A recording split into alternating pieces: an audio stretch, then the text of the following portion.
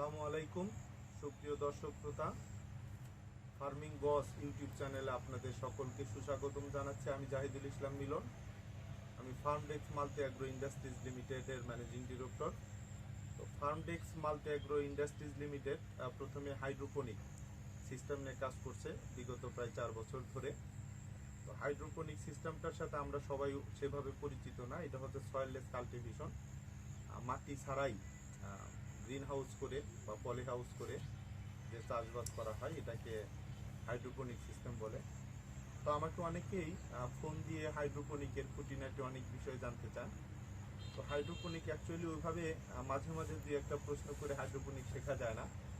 আমি হাইড্রোপনিকের উপরে অনলাইনে 2 বছর ওয়াশিংটন ইউনিভার্সিটিতে স্টাডি করেছি। এরপরে গত 4 বছর ধরে আমি এটা নিয়ে প্র্যাকটিক্যালি কাজ করছি। তো আমি অনলাইনে স্টাডি করার পরেও এটা যে প্রথমেই পারফেক্ট হয়েছে বিষয়টা সেরকম না। আমাকে 2 বছর এর উপরে গবেষণা করা লেগেছে, কারণ আমেরিকার এনভায়রনমেন্ট, অস্ট্রেলিয়ার এনভায়রনমেন্ট, বাংলাদেশের এনভায়রনমেন্ট এক না। তো 2 বছর লেগেছে আমাকে নিউট্রিয়েন্ট সলিউশন অ্যাডজাস্ট করতে, গাছের গতিবিধি বুঝতে। আমাদের এখানে আরও আমার স্টাফ আছে 2 জন, একজন আমার পাশেই বসে আছেন। তো ওনারা সার্বিকভাবে এই বিষয়টা নিয়ে কাজ করছেন। মামা হন আমার আরিফ মামা, আর আরেকজন ক্যামেরার ওই পাশে বসে আছে, সেও আরিফ ভাগিনা। তো আমরাই এটা নিয়ে কাজ করছি। তো আমি বিভিন্ন লোকের প্রশ্নের পরিপ্রেক্ষিতে ডিসিশন নিয়েছি যে একটা চ্যানেলের মাধ্যমে যদি হাতে কলমে একেবারে শুরু থেকে যদি এই বিষয়গুলো নিয়ে যদি স্টেপ বাই স্টেপ পর্যায়ক্রমে ধারাবাহিকভাবে যদি 15-20টা পর্ব করে ভিডিওগুলো যদি ভিডিও আকারে যদি মানুষের সামনে উপস্থাপন করা যায়, তাহলে তো মানুষটা এটা সম্পর্কে মোটামুটি একটা ধারণা অর্জন করতে পারবে। তো ফার্মডেস্ক বর্তমানে 3টা সিস্টেম নিয়ে কাজ করছে। একটা হচ্ছে হাইড্রোপনিক, এটাই প্রথম, এরপরে পাইপ ফ্লক এবং এরপরে বটম ক্লিন ড্রেসিং সিস্টেম। তো যেহেতু ফার্মডেস্কের প্রথম এটা হচ্ছে হাইড্রোপনিক, কাজে আমরা হাইড্রোপনিক যে কয়েকটা পর্ব লাগে, সেটা 10 পর্ব, 15 পর্ব বা 20 পর্ব যাই লাগুক না কেন, আমরা এটার উপরে আগে প্রথম থেকে শেষ পর্যন্ত বলতে হচ্ছে শুধু কাল্টিভেশনটা, মানে এটা হচ্ছে পলি হাউস বা গ্রিন হাউস। এটা আমরা পরবর্তীতে যখন আমরা এক্সটেনশন করে নতুন কোনো হাউস করব, তখন হয়তো হাউস করার পদ্ধতি নিয়ে প্র্যাকটিক্যালি আপনাদের সাথে আলোচনা করা যাবে। এখন যেহেতু আমরা আপাতত কোনো হাউস এক্সটেনশন করছি না, কাজে আমরা এটার যে কাল্টিভেশন পদ্ধতিটা সেটা নিয়ে আলোচনা করছি। যেহেতু এটা একটা শিক্ষামূলক ভিডিও এবং এটা আনকমন একটা ভিডিও, তো সেহেতু আপনাদের উচিত হবে এটা একদম প্রথম থেকে শেষ পর্যন্ত ভিডিওটা না টেনে দেখা। আপনারা যদি ভিডিওটা টেনে দেখতে চান তাহলে অনেক কিছু আপনারা। হাইড্রোপনিক কাল্টিভেশনের প্রথমেই যে বিষয়টা সেটা হচ্ছে সিড জার্মিনেশন। সিড জার্মিনেশনটা কীভাবে দেওয়া যায়? তো আমি সিড জার্মিনেশন নিয়ে অনেকগুলো পদ্ধতিতে সিড জার্মিনেশন নিয়ে কাজ করেছি। তো প্রথমেই আমরা যে পদ্ধতিতে জার্মিনেশন দিতাম সেটা হচ্ছে রকুল। রকুল গাছ, এর গাছটাকে গুঁড়া করে বিশেষ পদ্ধতিতে এটাকে পাটার মতো বানানো হয়, যেটা বাংলাদেশে অ্যাভেলেবেল না, বাইরে থেকে নিয়ে আসতে হয়। তো এটা একটা টাফ বিষয়। এরপরে এটাকে আরেকটু ইজি করার জন্য আমি ফোম বলতে হচ্ছে সোফা সেটের যে ফোম। তো সোফা সেটের ফোমটা তো 4 ইঞ্চি হয়, আমি 1 ইঞ্চি ফোম ব্যবহার করেছি। তো 1 ইঞ্চি ফোমটাকে 1 ইঞ্চি বা 1 ইঞ্চি স্কোয়ার কোট করে কেটে ওর ভিতরে ছিদ্র করে তার ভিতরে বীজ দিয়ে এখানে পানিতে একটা ময়েশ্চার তৈরি করে এরপর ওইখান থেকে জার্মিনেশন করেছি। তো সেটাও একটু এক্সপেন্সিভ, কারণ 1 ইঞ্চি একটা প্রমাণ সাইজের ফোম কিনতে আপনার প্রায় 700 থেকে 800 টাকা লাগে, সেটাও এক্সপেন্সিভ। এটাকে আরও ইজি করার জন্য বর্তমানে যে পদ্ধতিতে জার্মিনেশন দিই সেটা হচ্ছে কোকোপিট বলতে আপনার নারিকেলের যে আঁশটা ছাড়ানোর পরে যে গুঁড়াটা থাকে সেটাকে কোকোপিট বলে। আপনারা দেখতে পাচ্ছেন কোকোপিট। এই কোকোপিট নর্মালি যে বাজারে পাওয়া যায় সেগুলোতেই যদি আপনারা জার্মিনেশন দেন তাহলে কিন্তু জার্মিনেশন নিবে না, কারণ এই কোকোপিটের ভিতরে প্রচুর পরিমাণ সোডিয়াম ক্লোরাইড থাকে, ম্যাগনেসিয়াম সালফেট থাকে। এগুলো বীজের জন্য ক্ষতিকর। কাজে কোকোপিটটা কি করতে হয়, কোকোপিটটাকে নর্মালি আপনাকে পানি দিয়ে ওয়াশ করতে হবে। তো আপনাদের কাছে যদি ইলেকট্রিক কন্ডাক্টিভিটি মিটার থাকে তাহলে ভালো। তো জেনারেলি এটা মানুষের কাছে থাকে না। তো এই কারণে আমি একটা পদ্ধতি অবলম্বন করেছি, সেটা হচ্ছে যদি 6 থেকে 7 বার এটাকে যদি পানি দিয়ে ওয়াশ করেন, একটা বালতির ভিতরে বা কোনো একটা ড্রামের ভিতরে কোকোপিটটা ভিজালেন, ভিজিয়ে ওখান থেকে হাত দিয়ে চিপে চিপে আবার আরেকটা বালতির ভিতরে দিলেন, ওইখান থেকে চিপে আবার আরেকটা বালতির ভিতরে দিলেন। এইভাবে যদি 6 থেকে 7 বার যদি এটাকে যদি চেপেন, তাহলে এটার যে রিকোয়ার যে ইসি দরকার, রিকোয়ার ইসিটা ইনফ্যাক্ট 0.5 মাইক্রোসিমেন্সের নিচে। তো 0.4 মাইক্রোসিমেন্স হতে পারে, 0.3 মাইক্রোসিমেন্স হতে পারে, তবে এটা কোনোভাবেই যাতে 0.5 মাইক্রোসিমেন্স ওভার না হয়, তাহলে হবে না। এটা 6 থেকে 7 বার এটা চিপতে হবে। এবং ফাইনালি এটা যখন সিড জার্মিনেশনের জন্য চিপবেন, তখন এটা নর্মালি টিউবওয়েলের পানি দিলে আবার ঝামেলা করবে, কারণ টিউবওয়েলের পানির ভিতরে আবার ফেরাস থাকে, ক্লোরিন থাকে, অনেক কিছু থাকে যেগুলো প্রবলেম করবে। সেই ক্ষেত্রে আপনাদের এখানে পিওর পানি লাগবে, যে পানির ভিতরে শুধুমাত্র H2O থাকবে, আর কোনো আয়রন থাকবে না, কোনো ক্লোরিন থাকবে না, কোনো সোডিয়াম থাকবে না, কোনো ম্যাগনেসিয়াম থাকবে না, কিচ্ছু থাকবে না, শুধু H2O থাকবে। এখন এই পানি কোথায় পাবেন? এই পানি পাওয়ার জন্য আপনাকে একটা মেশিন সংগ্রহ করতে হবে, ক্রয় করতে হবে, সেটাকে রিভার্স অসমোসিস বলে, আরও মেশিন বলে। সেটা ছোট আকারে পাওয়া যায়, বড় আকারেও পাওয়া যায়। আপনি যদি কমার্শিয়াল সেট করেন তাহলে অনেক টাকা লাগবে। ছোট একটা সেট 8-10 হাজার টাকার ভিতরে রিভার্স অসমোসিস পাওয়া যায়।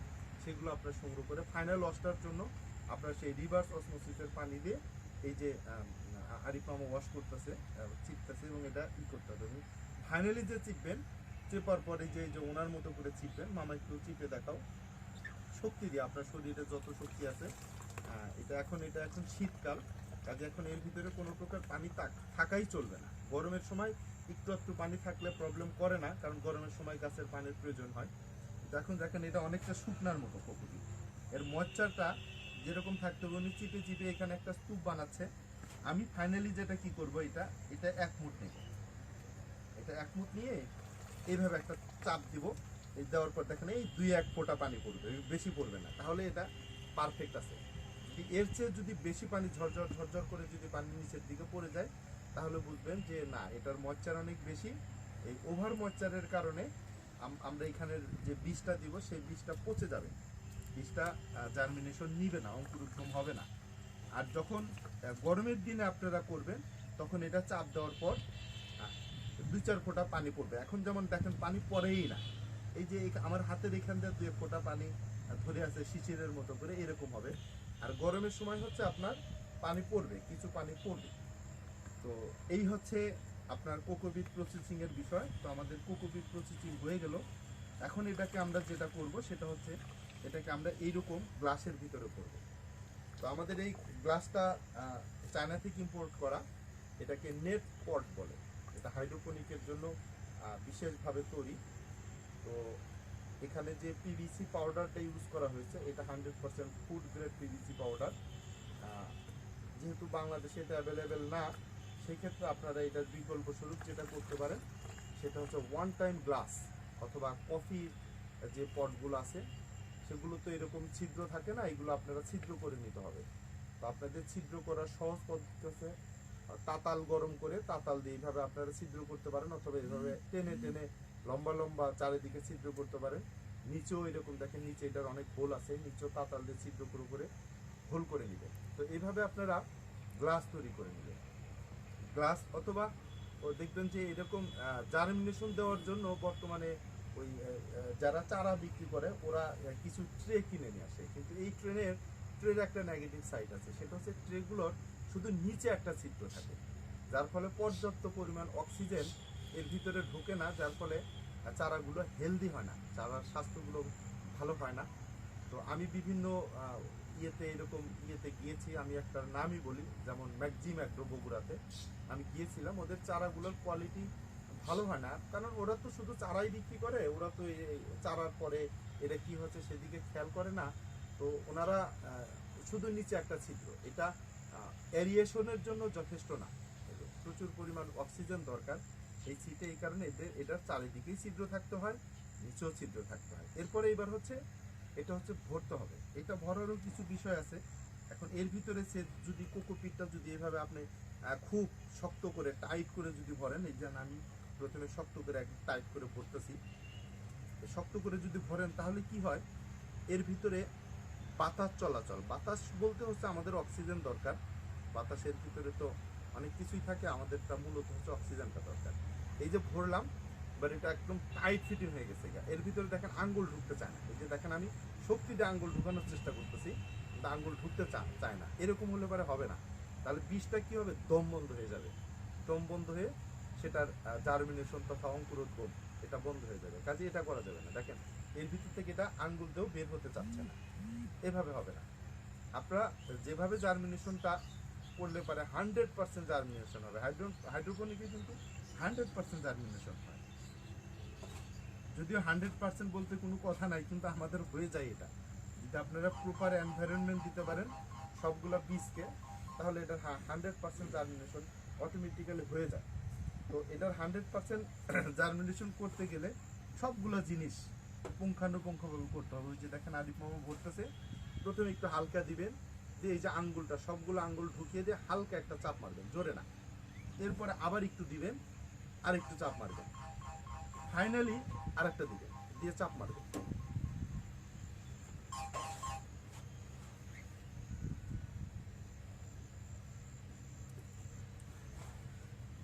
তো এটা মোটামুটি ভরা হয়ে গেল। এখন এর ভিতরে দেখেন এই যে ওভার ইটা ফেলে দেন।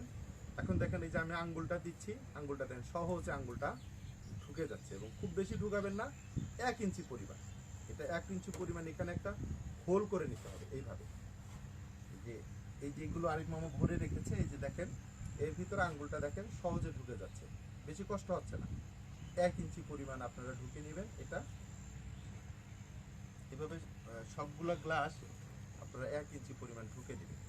আমি এখানে খুব বেশি গ্লাস আপনাদের নিয়ে প্র্যাকটিস করব না, ভিডিও এমনিতেই লম্বা হয়ে যাচ্ছে, কারণ আমাদের দেশের মানুষের ধৈর্য খুব কম। একটা জিনিস শিখতে চায়, কিন্তু আমরা শিখতে চাই, কিন্তু ওই জিনিসটা শেখার জন্য যে আমাদের টাইমটা দিতে হবে, আমরা সেই টাইমটা দিতে রাজি না। ঠিক আছে মামা, আর লাগবে না, এইটুকুই থাক। আমরা সবগুলো গ্লাস 1 ইঞ্চি পরিমাণ আমরা ছিদ্র করলাম। এখন ছিদ্র করার পর এইবার হচ্ছে 1 ইঞ্চি পরিমাণ ছিদ্র করলে যেটা হয় সেটা হচ্ছে এই গ্লাসটা টোটালি 2.5 ইঞ্চি আছে। 2.5 ইঞ্চি আছে। 2.5 ইঞ্চি থাকলে যদি আমি 1 ইঞ্চির নিচে যদি আমি বীজটা দেই, তাহলে বীজের নিচে থাকবে 1.5 ইঞ্চি, উপরে থাকবে 1 ইঞ্চি। বীজটা মোটামুটি মিডল একটা জায়গায় অবস্থান করতেছে। আবার এই গ্লাসের সাইডে দিয়ে না, বীজটা ঠিক মাঝখানে দিবে। মামের ভিতরে বীজ দিবেন, এই বীজগুলো দিয়ে দিচ্ছে দেখেন। প্রত্যেকটা গ্লাসের ভিতরে বীজ দেওয়া হচ্ছে। একটা গ্লাসে একটাই বীজ দিবেন। আপনারা এক কাজ করবেন, আপনারা যখন প্যাকেট থেকে বীজটা খুলবেন, বীজটা একটু বাছাই করে নেবেন। দেখবেন কিছু বীজ আছে বাঁকা, কিছু বীজ সাইজে ছোট, এই বীজগুলো আপনারা ফেলে দিবেন, এই বীজগুলো আপনারা নেবেন না। ঠিক আছে? যেমন ক্যামেরা একটু এদিকে করে ধরো, মানে এখানে অনেকগুলো বীজ দেখেন, এই বীজের সবগুলোর সাইজ এক না। এর ভিতরে কিছু কিছু বীজ আছে বাঁকা, যেমন এই যে এই বীজটার সাইজটা ভালো না, সো এই বীজটা আমি ফেলে দেবো, এই বীজটা আমি নেব না। তো এইভাবে যদি একটু বাছাই টাছাই করে যদি দেন, তাহলে শতভাগ এর জার্মিনেশন হয়। তো এটা বীজ দেওয়ার পরে এখানে যেটা করতে হবে সেখানে হচ্ছে আপনার এক্সট্রা কোকোপিট দেবেন এর ভিতরে, অল্প অল্প অল্প অল্প করে প্রত্যেকটার ভিতরে এইভাবে কোকোপিট দিয়ে দিবেন। দিলেন, দেওয়ার পরে এটা সুন্দর করে, অত জোরে চাপ দিবেন না, হালকা করে এটা চাপ দিয়ে দিবেন।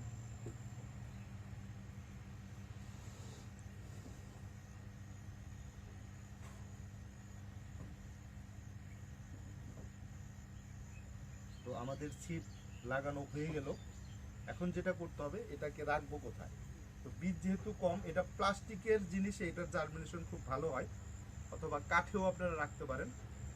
কাঠের উপরে রাখলে এটা সুন্দরভাবে ঢেকে দিতে হবে। যেমন আমরা এখানে নিচ্ছিদ্র একটা প্লাস্টিকের বল ইউজ করেছি, এর ভিতরে আমরা এইগুলো জিনিসগুলো আমরা সাজিয়ে রাখবো।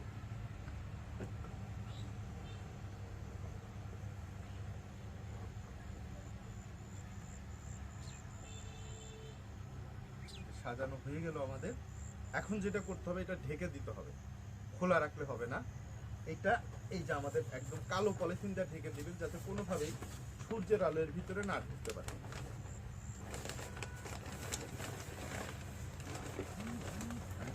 এটা রশি দিয়ে আমরা বেঁধে দেব। কোনোভাবেই এর ভিতরে বাতাস ঢুকতে দেওয়া যাবে না। ওর ভিতরে যে বাতাস আছে এটা এর ভিতরে সার্কুলেশন হবে, কোনো সমস্যা নেই। আমরা বেঁধে দিলাম রশি দিয়ে, আমরা এটা বেঁধে দিলাম। এখন যেটা করতে হবে, এটা আমরা আজকে রেখে দেবো। এটা কোথায় রাখবো? এটা প্রথমত হচ্ছে যেখানে রাখবো ছায়া জায়গায় থাকতে হবে। তারপরে যদি এরকম পলি হাউস থাকে তাহলে পলি হাউসের উপরে আপনারা পর্দা দিয়ে, চাদর দিয়ে, একটা ত্রিপল দিয়ে আপনারা একটা বানিয়ে নেবেন, ছায়া বানিয়ে নেবেন। সেই ছায়ার নিচে হচ্ছে আপনাদের এই বীজটা এটা রাখতে হবে। এটা আজকে রাখবো, কালকে এটা আমরা খুলে দেখব যে এর ভিতরে পানিটা আছে নাকি একেবারে শুকিয়ে গেছে। তো সেটা জানার উপায় হচ্ছে আপনারা এই ওর গ্লাসের ভিতর থেকে একটু কোকোপিট নেবেন, নিয়ে কোকোপিটটা আপনারা এভাবে 2 আঙ্গুলের মাঝখানে নেবেন, নিয়ে জোরে চাপ দিবেন। দেওয়ার পর দেখবেন যে পানি বের হয় কিনা, পানি গড়িয়ে পড়বে না, পানি বের হয় কিনা। যদি দেখবেন যে না ফোটা ফোটা এর ভিতরে পানি আছে, তাহলে পানি পারফেক্ট আছে। আর যদি দেখেন যে না শুকনা, কোনো পানি নেই, তাহলে যেটা কি করবেন, আপনারা এই যে এরকম একটা স্প্রেয়ার মেশিন কিনে নেবেন। এটা একটা স্প্রেয়ার মেশিন, এটা আরও রিভার্স অসমোসিসের পানি দিয়েই এটাকে আপনি স্প্রে করে নিতে হবে। এটা মনে হয় হাওয়া নেই, অল্প করে, বেশি না, অল্প করে আপনারা স্প্রে করে নেবেন। যদি বোতলটা যদি বেশি শুকিয়ে যায় থাকে, তাহলে প্রত্যেকটা গ্লাস ধরবেন, ধরে গ্লাসের চারিদিকে একটু স্প্রে করবেন, গ্লাসের নিচে একটু স্প্রে করবেন, উপরে একটু স্প্রে করবেন। এটা হচ্ছে গ্লাসটা কি পরিমাণ শুকালো, গ্লাসের ভিতরে কোকোপিটটা কতটুকু শুকালো। যদি চাপ দিয়ে যদি দেখেন না ভিতরে পানি আছে, পানি গড়িয়ে পড়বে না, জাস্ট চাপ দিলে পানিটা বের হচ্ছে, পানিটা বোঝা যাচ্ছে। বা চাপ দিয়ে দেখবেন হাতের সাথে ভিজা ভিজা লাগতেছে 2 আঙ্গুলের সাথে, তাহলে বুঝবেন পানি আছে, তাহলে আর পানি দেওয়ার দরকার নেই। আর যদি না একেবারে শুকনা, তাহলে এটা উপর দিয়ে একটু স্প্রে করবেন। যদি বেশি শুকনো হয় তাহলে চারিদিকে স্প্রে করে দিবেন। এটা প্রতিদিনই এটাই করতে হবে। এটার এক একটা বীজের জার্মিনেশনের টাইম এক এক রকম হয়। আমরা যেটা আজকে করলাম মাস্ক মিলন, অনেকে এটাকে রক মিলন বলে, এগুলো 3 দিনেই জার্মিনেশন হয়ে যাবে। আমরা এটা আজকে জার্মিনেশন দিলাম, এইটার ইনশাল্লাহ আমরা স্টেপ বাই স্টেপ সব কিছু আপনাদের দেখাবো। এটার কিভাবে জার্মিনেশন হচ্ছে, কিভাবে পাতা বের হচ্ছে, হ্যাঁ। এবং আমরা একটা হাইড্রোপনিক শেডের মধ্যেই বসে আছি। এই আমার পিছনেই দেখছেন এই যে মাছ মিলন, এটা মাছ মিলন, এটা আরো অনেক বড় হবে, এখনো পরিপূর্ণ হয় নাই। এটা আমরা পরীক্ষামূলক কিছু মাছ মিলন লাগিয়েছি। এবং এদিকে দেখতেছিলাম এগুলো সব হচ্ছে হানিডিউ মিলন, যেটা মিডল ইস্টে এগুলো সাম্মাম নামে পরিচিত। এগুলো সবই হাইড্রোপনিক পদ্ধতিতে কাল্টিভেশন করা। আমরা এখানে হাইড্রোপনিকের যে সিস্টেমটা আমরা এখানে গ্রহণ করেছি সেটাকে ড্রিপ ওয়াটার কালচার বলে। তো আমরা আরও অনেক সিস্টেম নিয়ে আপনাদের সাথে স্টেপ বাই স্টেপ আলোচনা করব। তো সবাই ভালো থাকবেন। এই বিষয়ে যদি কারো কোনো কোশ্চেন থাকে তাহলে আপনারা কমেন্টসে কমেন্ট করবেন, আমি আপনাদের ডিটেলস আপনাদের উত্তর দেওয়ার জন্য চেষ্টা করব। আর যদি কেউ সরাসরি আমার সাথে কথা বলতে চান তাহলে স্ক্রিনে যে নাম্বারটা দেওয়া আছে সেই নাম্বারে আপনারা ফোন দিতে পারেন, কোনো সমস্যা নাই। আমি চাচ্ছি হাইড্রোপনিককে বাংলাদেশে বিস্তার লাভ করুক। আমি একা একা হয়ে গেছে, আমার সাথে আরও 2-4 জন সঙ্গী হোক। তো পরবর্তী ভিডিওর অপেক্ষায় থাকেন। সে পর্যন্ত সবাইকে সবার সুস্বাস্থ্য কামনা করছি। ধন্যবাদ সবাইকে। আসসালামু আলাইকুম।